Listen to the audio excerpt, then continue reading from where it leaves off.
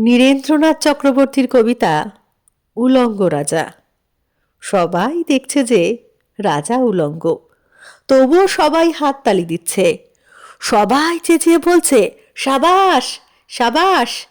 কারো মনে সংস্কার, কারো ভয়, কেউ বা নিজের বুদ্ধি অন্য মানুষের কাছে বন্ধক দিয়েছে, কেউ বা পরান্নভোজী, কেউ কৃপাপ্রার্থী, উমেদার, প্রবঞ্চক। কেউ ভাবছে রাজবস্ত্র সত্যিই অতীব সূক্ষ্ম, চোখে পড়ছে না যদিও, তবু আছে। অন্তত থাকাটা কিছু অসম্ভব নয়।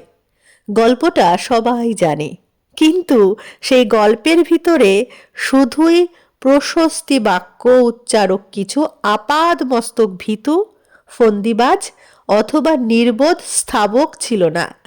একটি শিশুও ছিল, সত্যবাদী, সরল, সাহসী একটি শিশু।